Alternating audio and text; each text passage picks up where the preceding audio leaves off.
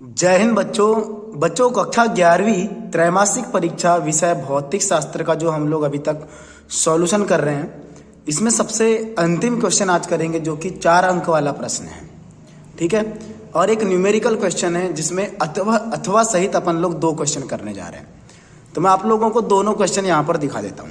सबसे पहला क्वेश्चन है आपके पास, चित्र में दर्शाए गए ब्लॉक ट्रॉली निकाय का त्वरण ज्ञात कीजिए यदि ट्रॉली और तल के बीच गतिक घर्षण गुणांक 0.04 है और डोरी का द्रव्यमान जो है वो नगण्य मानना है आप लोगों को, और गुरुत्वीय त्वरण का मान आपको 10 मीटर प्रति सेकंड इसको लेना है।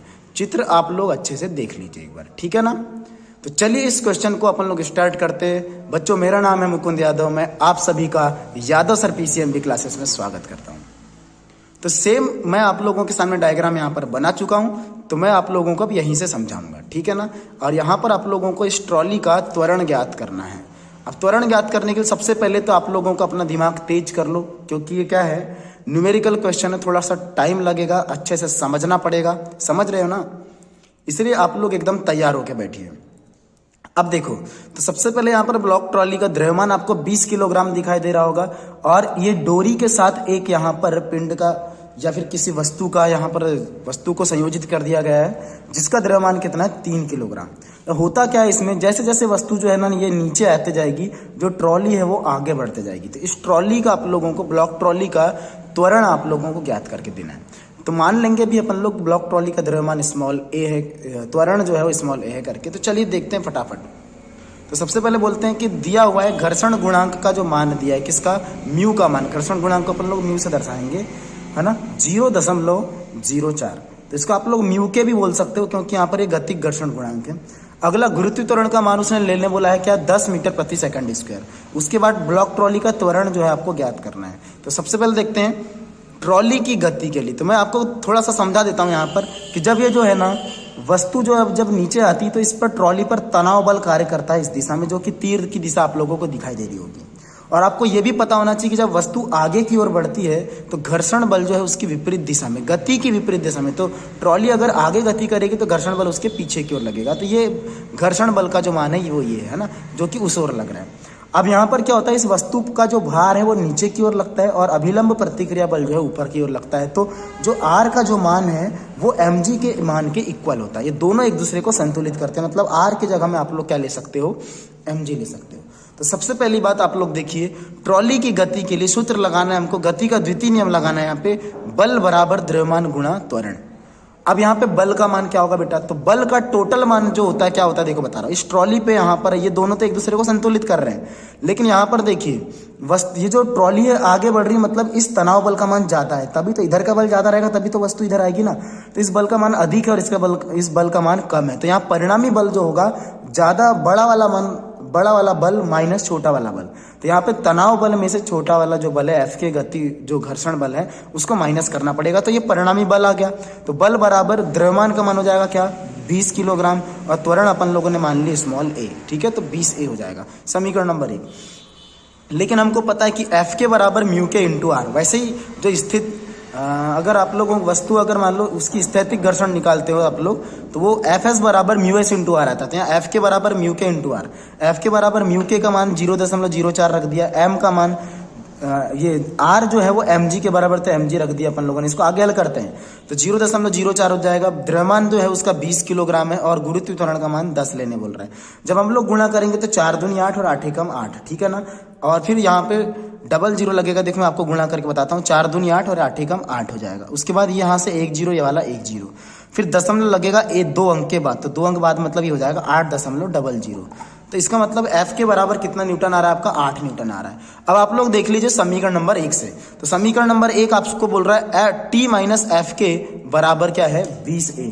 तो आप लोग यहाँ पर क्या करने जा रहे हैं, जो माइनस का जो एफ के था आप लोगों ने उसको पक्षांतर किया तो प्लस एफ के हो गया। देखिए ध्यान से, सही बात है ना।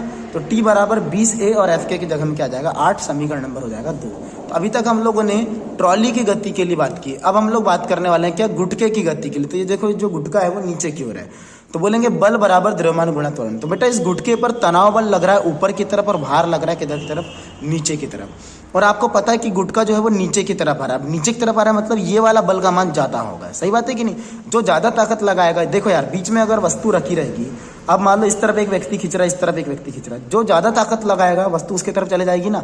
तो वैसे ही अगर ये वस्तु नीचे की ओर आ रही है मतलब इसका मान ज्यादा है और ऊपर वाले का मान कम है, तो ज्यादा वाला माइनस कम वाले को आप लोग घटाओगे तो mg माइनस टी और बराबर क्या हो जाएगा, द्रव्यमान गुणित त्वरण मतलब m इंटू ए। तो यहाँ पर द्रव्यमान का देखो m का मतलब क्या होगा, द्रव्यमान इसका 3 है, गुरुत्व त्वरण का मान g हो गया, माइनस टी बराबर द्रव्यमान फिर से 3 और a का मान जैसा वैसा। अब यहाँ पे g का मान हम लोग रख देंगे 10, है ना। तो ये हो जाएगा 3 दाहम 30 और जो प्लस का जो 3 था वो इस तरफ ला लिए तो -3 हो गया, और जो माइनस का जो t है उस तरफ ले गए तो +t हो गया। पक्षांतर करें ना अपन लोगों ने यहाँ पे।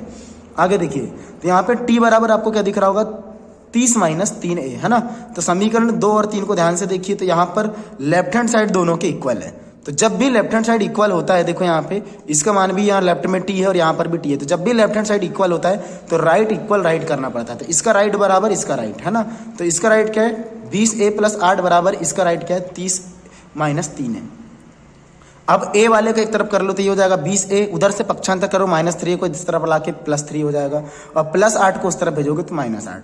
तो 20 और 3 हो जाएंगे 23 है, 30 में से 8 गया तो 22। अब जब पक्षांतर करोगे आप लोग 23 को, तो गुणा का 23 जो है वो बट्टे में चल जाएगा, और 23 का भाग जब आप लोग 22 में दोगे तो आपका आंसर आएगा 0.956। और मात्रक क्या होता है त्वरण का, मीटर प्रति सेकंड स्क्वायर। कभी कभी इस क्वेश्चन में आप लोगों को तनाव बल का मान ज्ञात करने बोलता है। तो बेटा आप लोग जब a का मान निकाल ही चुके हो तो आप लोग यहाँ पर समीकरण नंबर 3 से भी तनाव बल का मान निकाल सकते हो, और आप लोग समीकरण नंबर 2 में यहाँ पर भी a का मान रखकर आप लोग तनाव बल का मान निकाल सकते हो, कोई दिक्कत नहीं है, ठीक है।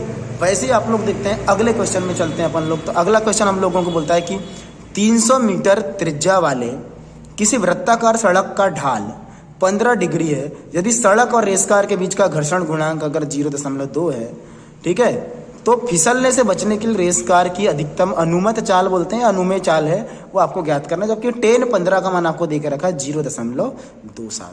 अगर आप लोगों को क्वालिटी अगर बेटा क्लियर नहीं दिखाई दे रही है तो थोड़ा सा जब मैं यहाँ पर क्वेश्चन पढ़ रहा हूँ ना तो क्वालिटी बढ़ा लेना, ठीक है ना। फिर उसके बाद फिर से लो कर देना, कोई दिक्कत की बात नहीं है। तो आपके सामने दिखाई दे रहा होगा, दिया है जो सड़क की जो त्रिज्या है, वृत्ताकार सड़क की त्रिज्या वो है 300 मीटर। थीटा जो ढाल बोला था उसने कितना झुकी बोल रहा था वो 15 डिग्री, और 10-15 का मान दिया था कितना 0.27, और घर्षण गुणांक का मान इस बार दिया हम लोगों को 0.2। तो बोल रहा है कि वस्तु को फिसलने से बचने के लिए अनुमत चाल या फिर अनुमेय चाल का मान आपको ज्ञात करना है। तो यहाँ पर देखिए फिर से अधिकतम अनुमेय चाल v बराबर, बेटा ये सूत्र याद कर लो आप लोग इसको, ठीक है। तो सूत्र याद कर लो अनुमत चाल या अनुमेय चाल का, v बराबर rg कोष्टक के अंदर क्या होगा, tan theta plus mu upon 1 minus mu tan theta, ठीक है। चलिए तो ये आप लोगों को सूत्र याद करना है। r की जगह में 300, गुरुत्व त्वरण का मान हम लोगों ने ले लिया 10, है ना, 10 मीटर प्रति सेकंड। अगर आप लोग चाहो तो गुरुत्व त्वरण का मान 9.8 भी ले सकते हो। उससे क्या होगा, जैसे मेरा आंसर अभी 38.6 आ रहा है तो उसका आंसर 38 कुछ और आएगा। और दशमलव के बाद अगर कोई संख्या में थोड़ी बहुत आगे पीछे अगर ये हो जाता है तो उसको गलत मत समझा करो, वो लगभग में आंसर रहता है, बिल्कुल सही रहता है। दशमलव के बाद अगर 6 की जगह में 7 आ जाए, 8 आ जाए तो कोई फर्क नहीं पड़ता, मैं आपको बता देता हूँ, है ना। तो अगर आप लोग 9.8 लेंगे, उससे सॉल्व करेंगे तो उससे कोई दिक्कत नहीं है, उससे भी जो आंसर आएगा वो भी राइट होगा। मैंने यहाँ पर आंसर यहाँ पर जी का मान 10 लिया। फिर उसके बाद tan थीटा के जगह में 15, म्यू का मान रख दिया हम लोगों ने 0.2, 1 माइनस म्यू का मान 0.2 और यहाँ पर tan थीटा के जगह में आएगा 15। फिर से मान रखते हैं, 300 गुणा 10 करोगे तो हो जाएगा 3000। tan 15 का मान रख दिया यहाँ से देखकर 0.27, 0.2, 1 माइनस 0.2 और tan 15 का मान हो जाएगा 0.27। आगे बढ़ते हैं, 3000। देखो इन दोनों को जोड़ोगे आप लोग तो आपका आंसर आएगा 0.47। फिर यहाँ से आप लोग इन दोनों का गुणा करेंगे तो कितना आएगा 0.054। उसको आप लोग 1 से माइनस करेंगे तो 1 से जब घटाओगे आप लोग, ठीक है, तो आपका आंसर आएगा कितना 0.946। अब ये पूरे इसको हल करोगे आप लोग पूरे इस गणित को, तो आप लोगों का जो आंसर आएगा बेटा आएगा कितना 38.6 मीटर प्रति सेकंड। अब क्या है ना, बच्चों को अगर ये सॉल्व करते नहीं आ रहा है बेटा तो गणित में आप लोगों को प्रैक्टिस करने की जरूरत अभी पड़ने वाली है, समझ रहे हो ना। तो कैलकुलेशन आपका एकदम सही रहना चाहिए, तो फिजिक्स में आप लोग जितने भी सवाल होंगे ऐसे वाले आप लोग पूरा बना लोगे, ठीक है।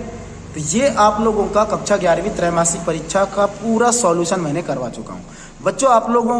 आप लोगों के लिए जो है ना इस बार सॉल्यूशन थोड़ा सा लेट हो गया, लेकिन अगली बार से जो सॉल्यूशन है आपके बहुत जल्दी डलने वाले हैं, बहुत जल्द, जैसे कि अर्धवार्षिक का है ना, वार्षिक का, ये सब।